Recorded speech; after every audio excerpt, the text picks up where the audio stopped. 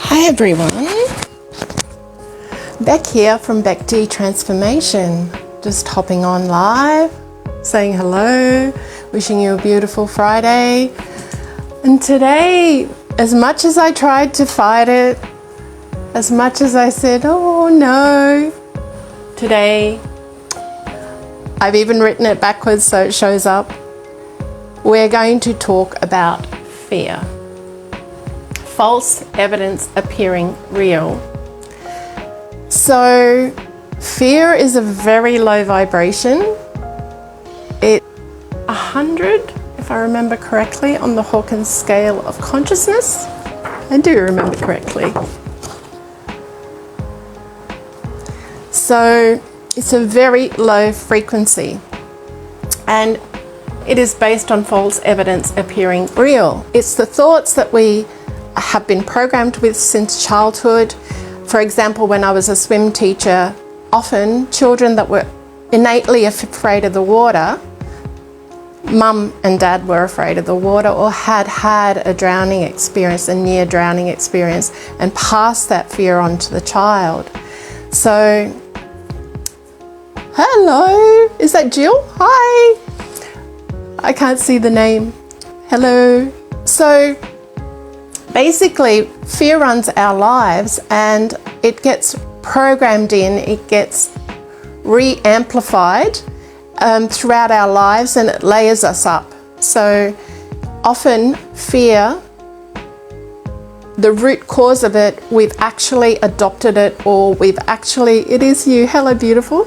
We've actually inherited it, we've absorbed it, we've witnessed it, we've observed it in the adults around us when we're growing up. Or we might have felt it even in the womb, because all the emotions of the mother are also translated and by osmosis transmitted to the embryo within mum's tummy. So I wanted to talk about this because there's a lot of that going on in the frequencies of the earth at the moment. And so I felt guided to say that rather than entertaining fear, the false evidence appearing real, based on what somebody else is communicating, what somebody else is presenting, it's often really good to go within and ask ourselves, is this thought, this feeling, this emotion, is it useful? Is it contributing to me? Is it building my frequency? Is it raising my frequency? And of course it doesn't. It keeps us in that low frequency state.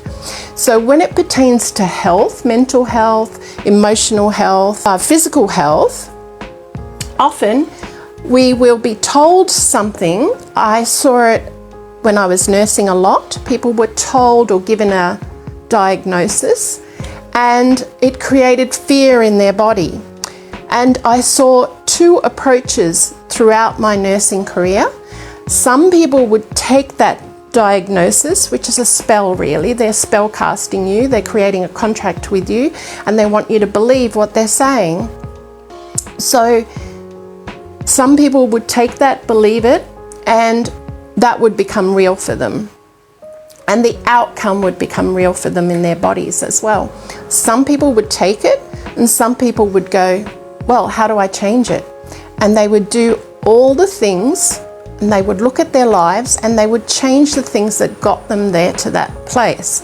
So last week I was talking about my victim thinking. When I realized that my body wasn't healing, no matter how much physical stuff I was doing, the exercise, moving it, making sure I was eating clean, making sure I was looking after everything physically, taking probiotics, doing all the physical things, and yet my symptoms were not leaving me. And I realized, oh, it's my emotions, it's my mind that I have to change, which is difficult when you've run certain programs and certain patterns for a very long time. So basically, I was changing my terrain so that my internal terrain, my physical terrain, but when I started looking at my emotions and my thought patterns and the way that I was thinking about my body, about the disease, about how focused I was on the pain I was experiencing, on the fatigue I was experiencing, and I started to change it, and I started to speak into that and say, body, you're healing. Body, you're strong. Body, you're amazing. You have survived so much. You've taken me through so much, body. And look at me now. I am healing you. I am healing you. I am healing you. With every thought, with every action, I was taking actions, believing I was healing my body. And it took time. This stuff does take time. It's not a magic pill. But it also doesn't have the side effects the magic pills have.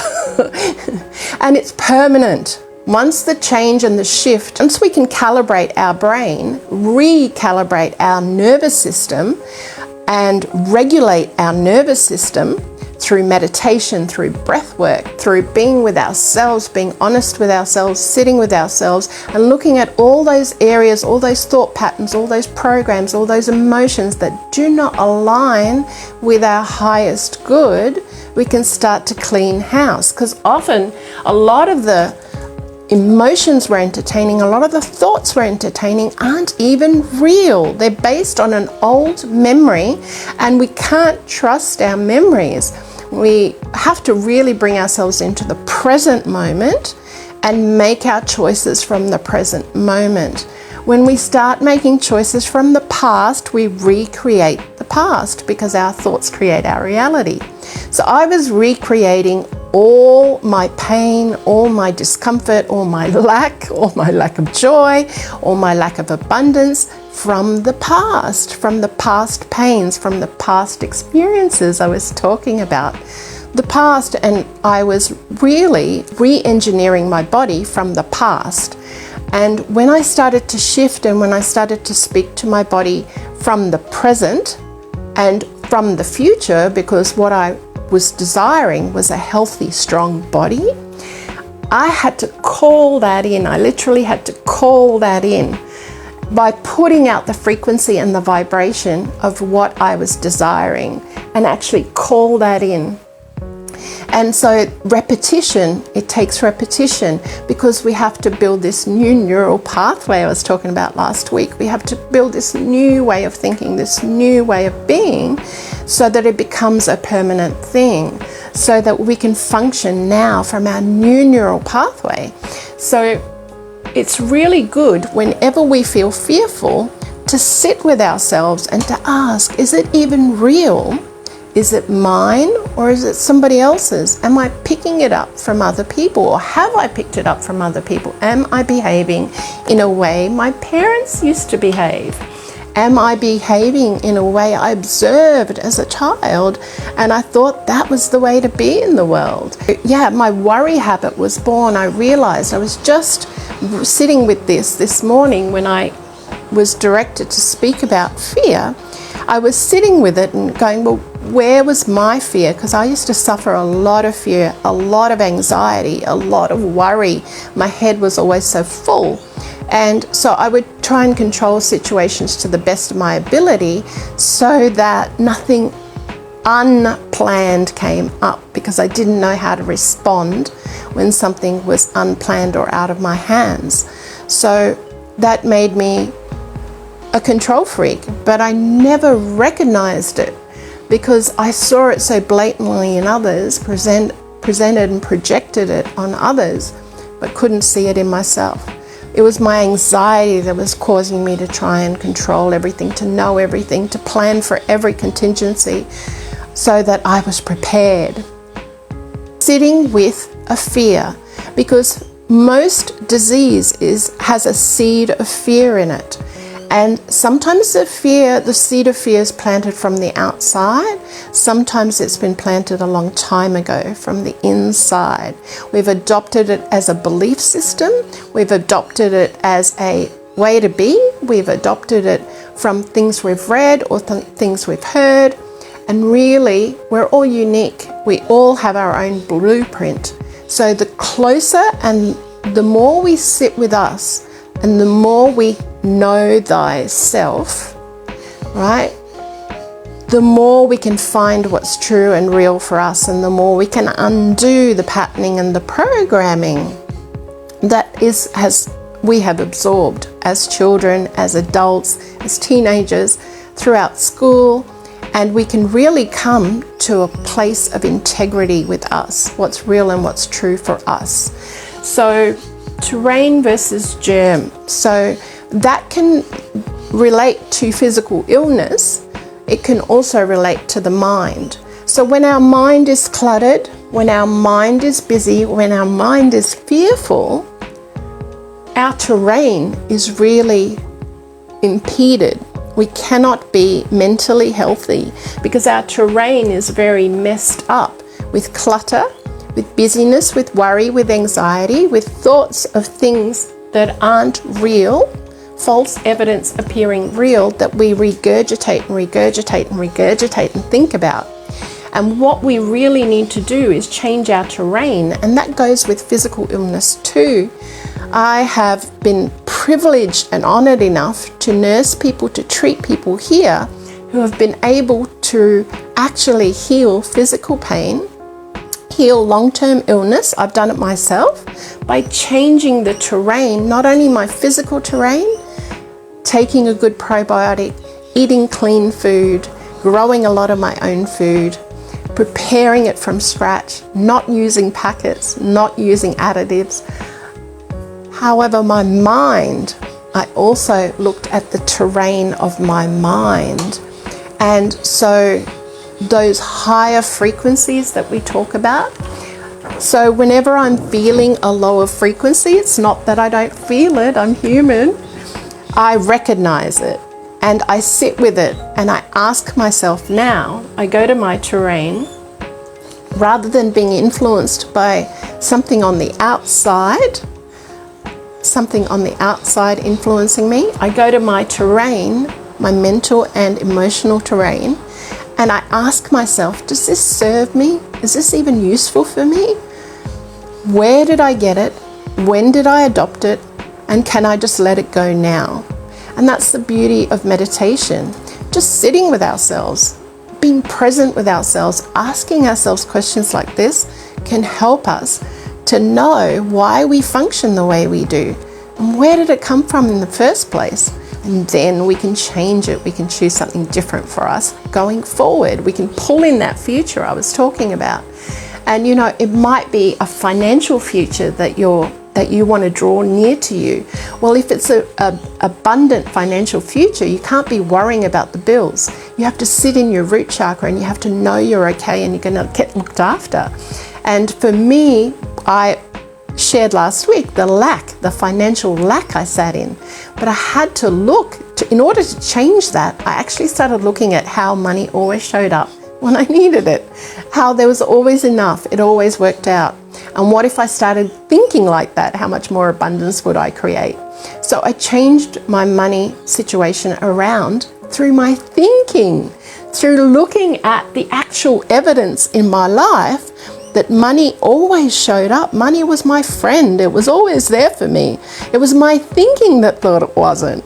But in reality, in fact, when I examined my life, the evidence was overwhelming that money loved me and I loved money. I always had enough. It always showed up when I needed it, by miraculous ways sometimes.